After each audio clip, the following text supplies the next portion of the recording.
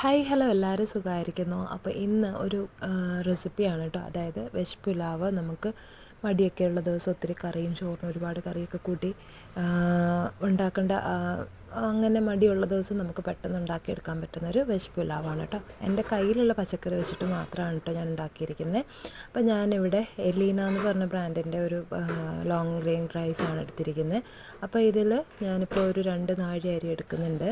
2 നാഴി അരി എടുത്ത് ഞാൻ ഒരു അരമണിക്കൂർ കുതിരാനായിട്ട് നമുക്ക് വെക്കാം. നന്നായിട്ട് കഴുകി കഴിഞ്ഞിട്ട് കുതിരാനായിട്ട് വെക്കാം.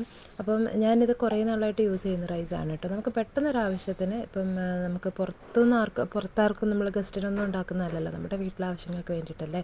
അപ്പോൾ ഈ റൈസ് തന്നെ ധാരാളമായിരിക്കും. ഇനി ഇതല്ലാന്നുണ്ടെങ്കിൽ പച്ചരി ആണെങ്കിലും നമുക്ക് യൂസ് ചെയ്യാവുന്നതേ ഉള്ളൂ കേട്ടോ. അപ്പോൾ ഇതാ നന്നായിട്ട് കഴുകി ഞാൻ ഒരു അരമണിക്കൂറത്തേക്ക് കുതിരാനായിട്ട് വെക്കുന്നുണ്ട്. എന്നിട്ട് നമുക്ക് ഇതിന് അധികം ഇപ്പം പച്ചക്കറി നമ്മുടെ കയ്യിൽ ഏറെ ഉണ്ടെങ്കിൽ അത്രയും ടേസ്റ്റി ആയിരിക്കും. ഇപ്പം ഞാൻ പെട്ടെന്നൊരു പ്ലാൻ ആയതുകൊണ്ട് അധികം പച്ചക്കറി എൻ്റെ കയ്യിലുണ്ടായിരുന്നില്ല. കുറച്ച് ബീൻസും പിന്നെ ഫ്രോസൺ ഗ്രീൻ പീസ് ഒരു 2 ടേബിൾ സ്പൂൺ മാത്രമേ ഉണ്ടായിരുന്നുള്ളൂ കേട്ടോ. അപ്പം അതും അങ്ങനെ കുറച്ച് പച്ചക്കറികൾ വെച്ച് മാത്രമാണ് കേട്ടോ ഉണ്ടാക്കുന്നത്. അപ്പോൾ ഇതാ ഇവിടെ അരി കുതിരാനായിട്ട് വെച്ചു.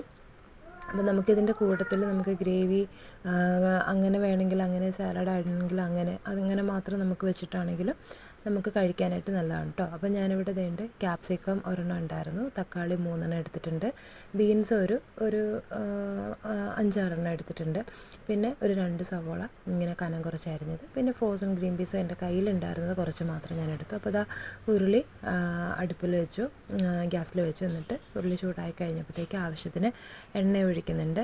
എണ്ണയും നെയ്യും കൂടെ ചേർത്തിട്ട് വേണമെങ്കിൽ ഒഴിക്കാം. ഞാനിവിടെ എണ്ണ മാത്രമാണ്. എന്നിട്ട് ലാസ്റ്റ് ചോറ് വെന്ത് കഴിയുമ്പം നെയ്യ് മുകളിലൂടെ ഒഴിക്കാൻ വേണ്ടിയിട്ടാണ് കേട്ടോ. അപ്പം ഞാനിവിടെ സൺഫ്ലവർ ഓയിലാണ് എടുത്തിരിക്കുന്നത്. അപ്പോൾ എണ്ണ ഒന്ന് ചൂടായി വരുമ്പോഴത്തേക്ക് നമുക്ക് നമ്മുടെ കയ്യിലുള്ള പട്ട, ഗ്രാമ്പൂ, ഏലക്ക, കുരുമുളക് ഇങ്ങനെ കുറച്ച് നമുക്ക് ഈ ഒരു എണ്ണയിലേക്ക് ഇടാം. ഞാൻ അന്നേരം വേറെന്തോ പണിക്ക് പോയപ്പോൾ ഇച്ചിരി ഒന്ന് കരിഞ്ഞു കേട്ടോ.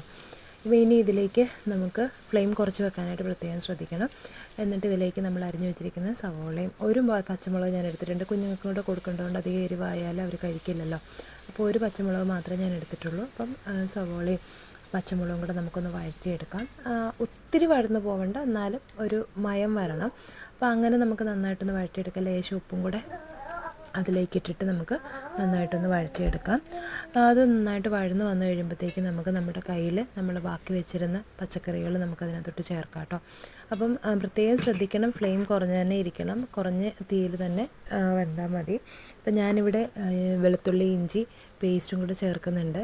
ഇനി ചതച്ച് വെക്കണമെങ്കിൽ അല്ലെങ്കിൽ ചെറുതായിട്ട് ചോപ്പ് ചെയ്തിട്ടാണെങ്കിൽ നിങ്ങൾക്ക് ചേർക്കാം, ജിഞ്ചർ ഗാർലിക് പേസ്റ്റ് ഇല്ലെങ്കിൽ. ഇനി അതല്ല, മിക്സിയുടെ ജാറിലേക്ക് ഒരു 4-5 അല്ലി വെളുത്തുള്ളിയും ഒരു ഇഞ്ച് അളവിൽ ഇഞ്ചിയും കൂടെ എടുത്തിട്ട് നന്നായിട്ട് പേസ്റ്റ് രൂപത്തിലാക്കിയാലും മതി കേട്ടോ. ഇനി കയ്യിലുണ്ടായിരുന്ന ഗ്രീൻ പീസും കൂടെ ഞാൻ അതിലേക്ക് ചേർത്തു. നന്നായിട്ടൊന്ന് ചൂടാക്കി അല്ലെങ്കിൽ നന്നായിട്ടൊന്ന് വഴറ്റിയെടുക്കാം. ഗ്രീൻ പീസൊക്കെ നമ്മൾ റൈസ് വേകുന്ന സമയത്ത് തന്നെ വെന്ത് കിട്ടിക്കോളും. അപ്പം ഒന്ന് വാടി കിട്ടിയാൽ മതി പച്ചക്കറികളെല്ലാം. ഇനി ഞാനതിലേക്ക് നമ്മൾ അരിഞ്ഞു വെച്ച ക്യാപ്സിക്കവും ബീൻസും കൂടെ ചേർത്തിട്ടുണ്ട്.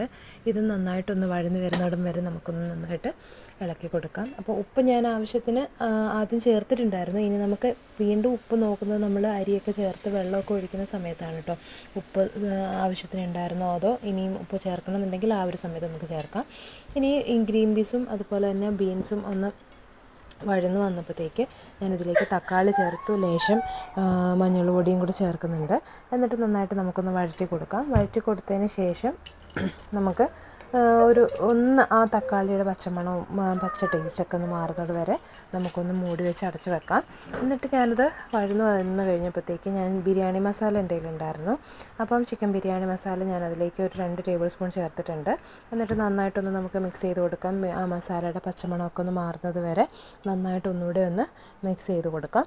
ഇനി മസാലയെല്ലാം ഒന്ന് സെറ്റായി കഴിയുമ്പോഴത്തേക്ക് നമ്മൾ കഴുകി അതുപോലെ കുതിരാൻ വെച്ചിരുന്ന അരി ഒരിക്കലും വെള്ളത്തോട് ഒഴിക്കരുത്. വെള്ളം വാർന്നു പോകാനായിട്ട് നമ്മൾ കുറച്ച് നേരം വെക്കണം. എന്നിട്ട് വേണം നമ്മൾ ഈ ഒരു നമ്മൾ റെഡിയാക്കി വെച്ചിരിക്കുന്ന മസാലയിലേക്ക് അല്ലെങ്കിൽ ആ ഗ്രേവിയിലേക്ക് നമ്മൾ ഈ റൈസും കൂടി ഇട്ടിട്ട് നന്നായിട്ടൊന്ന് മിക്സ് ചെയ്ത് ആ ഒരു റൈസിലെ വെള്ളത്തിൻ്റെ മയമൊക്കെ ഒന്ന് മാറുന്നത് വരെ ജസ്റ്റ് ഒന്ന് ഇളക്കി കൊടുക്കുക. ഗ്രേവിയെല്ലാം നന്നായിട്ട് റൈസിലേക്ക് ആവാനായിട്ടാണ് കേട്ടോ.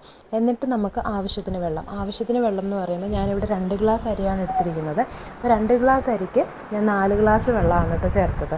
ആ അരി എടുത്ത അതേ അളവ് പാത്രത്തിൽ തന്നെയാണ് ഞാൻ എന്ത് ചെയ്തിരിക്കുന്നത്, നമ്മളുടെ വെള്ളവും കൂടി ചേർത്തിരിക്കുന്നത്. എന്നിട്ട് ഒരു ആദ്യം ഒന്ന് ഹൈ ഫ്ലെയിമിൽ വെക്കുക. അതിനുശേഷം തള വന്ന് കഴിയുമ്പോൾ തീ കുറച്ച് വെച്ച് ഇടയ്ക്കിടയ്ക്ക് വേവ് നോക്കിക്കൊണ്ടിരിക്കണം. ഇടയ്ക്കിടയ്ക്ക് ഇളക്കിയും കൊടുക്കണം, അടി പിടിക്കാതെ. ഇപ്പോൾ കണ്ടോ, റൈസ് നന്നായിട്ട് നമുക്ക് വെന്ത് കിട്ടിയിട്ടുണ്ട്. അപ്പം കറക്റ്റ് അളവിൽ വെള്ളം ചേർത്താലും നമുക്കിങ്ങനെ തന്നെ മതി. ഇനി അങ്ങനെ ടെൻഷനുള്ളവർക്ക് ആദ്യം അരി വെന്ത് വെച്ചിട്ടാണെങ്കിൽ നമുക്ക് ഇങ്ങനെ ഗ്രേവിയിലേക്ക് റൈസ് ചേർത്തിട്ട് കുറച്ച് നേരം വെച്ചാൽ മതി കേട്ടോ. അപ്പോൾ ഞാൻ ചിക്കൻ കറി ഉണ്ടായിരുന്നു, ചിക്കൻ കറി കൂട്ടിയാണ് ഞങ്ങൾ റൈസ് കഴിച്ചത് കേട്ടോ. അപ്പോൾ വീഡിയോ ഇഷ്ടമായാൽ ലൈക്ക് ചെയ്യുക, സബ്സ്ക്രൈബ് ചെയ്യുക.